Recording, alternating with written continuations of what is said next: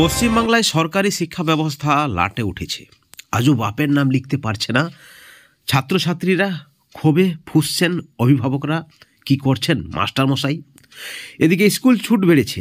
বন্ধুগণ, সব মিলিয়ে চরম একটা ক্ষোভ প্রকাশ অভিভাবকদের। চরম বঞ্চনা তো স্কুল চালাচ্ছেন শুধুমাত্র চুক্তিভিত্তিক শিক্ষক শিক্ষিকারা। আজকে অত্যন্ত বড় একটা গুরুত্বপূর্ণ প্রতিবেদন আপনাদের সকলের জন্য। আপনাদেরকে অনুরোধ করব আপনারা পুরো ভিডিওটি শেষ পর্যন্ত দেখবেন। এলাকার অভিভাবকরা, কোন এলাকার? পশ্চিমবাংলার চারিদিকের যে খবর, ক্ষোভ উগরে দিচ্ছেন শিক্ষকদের উপর এলাকার বাসিন্দারা, অভিভাবকরা। 5 থেকে 10 বছরের স্কুলের যারা ছেলেমেয়েরা স্কুলে যাচ্ছে, কিন্তু আজও নাকি তারা বাপের নামটাও লিখতে পারছে না, নিজেদের নামটাও বলতে পারছে না। এই হচ্ছে সরকারি শিক্ষা ব্যবস্থার দশা। শিক্ষকরা কিছুই করেনি। এদিকে মাস্টারমশাই বা দিদিমণিদের জিজ্ঞাসা করলে বলছেন তারা চেষ্টা করছে, কিন্তু কবে পরিস্থিতি বদলাবে এই আশঙ্কাতে চিন্তার ভাঁজ অভিভাবকদের মুখে। কারো উত্তর নেই, কারো কাছে। এই যে সমস্যা, কেন্দ্র রাজ্যের যৌথ ব্যবস্থা, যৌথ শিক্ষা ব্যবস্থা, ইতিমধ্যে একাধিক কেন্দ্রীয় ফান্ড বন্ধ রয়েছে। সকলেই তাকিয়ে আছেন সরকারের দিকে। কোন সরকার? উভয় সরকার। আসছে না অর্থ। সরকারি স্কুলে একেবারে শিখেই উঠেছে পঠন পাঠন। স্কুল চালাচ্ছে, অনেক স্কুল চালাচ্ছেন, বেশিরভাগ স্কুল চুক্তিভিত্তিকরা, যেমনটা দাবি চুক্তিভিত্তিক শিক্ষক সংগঠনের। পড়াশোনা একেবারে বন্ধ হয়ে যাওয়ার মুখে। স্কুলে সরকারি অনুদান না মেলায়, আপনাদেরকে জানিয়ে রাখি যে খবর আমাদের কাছে রয়েছে, কেমিস্ট্রি, বায়োলজি এবং ভূগোলের ল্যাব চালু করা যায়নি। আগ্রহ থাকলেও মেধাবী ছাত্রছাত্রীরা বিজ্ঞান নিয়ে পড়তে পারছে না, বাধ্য হয়ে তাদেরকে দূরের স্কুলে যেতে হচ্ছে। এই ছবিটা রয়েছে আরামবাগে, এবং তার ফলে অত্যন্ত চিন্তায় অভিভাবকরা, ক্ষোভে ফুঁসছেন সরকারের বিরুদ্ধে। একাধিক স্কুলে শিক্ষকের অভাব রয়েছে। দীর্ঘদিন ধরে শিক্ষক নিয়োগ বন্ধ। শিক্ষকের অভাবেই ধুঁকছে বিজ্ঞান বিভাগ, যেমনটা দাবি অভিভাবকদের। আপনাদেরকে জানিয়ে রাখি, গোঘাটের পশ্চিমপাড়া হাইস্কুল, পাবা হাইস্কুল সহ একাধিক স্কুলে কিন্তু এই ধরনের সমস্যা রয়েছে। অন্যদিকে রতনপুর হাইস্কুলে যে খবর রয়েছে, সেখানে অস্থায়ী শিক্ষক দিয়ে চলছে দ্বাদশ একাদশ শ্রেণীর বিভাগ। এখন প্রশ্ন হচ্ছে, অস্থায়ী শিক্ষকদের বিষয়টা যখন এসেছে, অস্থায়ী শিক্ষকদের যে দাবি, তারা দীর্ঘ 18 বছর 20 বছর ধরে কাজ করে চলেছেন। তারা শিক্ষকতার কাজে যুক্ত। তারা অত্যন্ত গুরুত্বপূর্ণ কাজ করেন, ছাত্রছাত্রীদেরকে পড়ায়, স্কুলের যাবতীয় কাজে তারা কিন্তু অংশগ্রহণ করেন। সরকারি বিভিন্ন প্রকল্পে তারা কিন্তু অংশগ্রহণ করেন, কিন্তু তা সত্ত্বেও তারা নামে মাস্টারমশাই।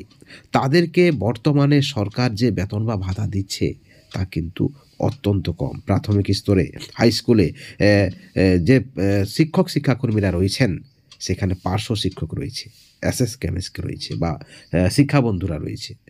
অর্থাৎ তাদের যে দুর্দশা, তাদের যে বঞ্চনা, সেই বিষয়ে ভাবছে না সরকার। তবু তারা তাদের দায়িত্ব কিন্তু অত্যন্ত নিষ্ঠার সঙ্গে পালন করে যাচ্ছে। তারা হচ্ছে চুক্তিভিত্তিক শিক্ষক। তাদের মাসিক বেতন বা ভাতা যেটা দিচ্ছে রাজ্য সরকার, আপনাদের জানা উচিত, মাত্র 10,000 12,000 টাকা। বন্ধুগণ, একই সঙ্গে আপনাদেরকে জানিয়ে রাখি, আপনারা সকলে জানেন যে সর্বশিক্ষা মিশনের টাকা বন্ধ করে দিয়েছে কেন্দ্র সরকার।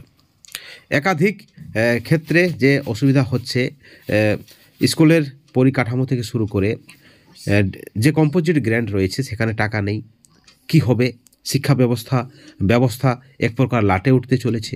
আপনারা জানেন যে কেন্দ্রের এবং রাজ্যের যে রাজনৈতিক বিতর্ক, তার ফলেও কিন্তু কোথাও না কোথাও অসুবিধা হচ্ছে। জাতীয় শিক্ষানীতি লাগু করতে চাইছে না পশ্চিমবঙ্গ সরকার। বলছেন যে তাদের শিক্ষানীতি নাকি আরও বেটার।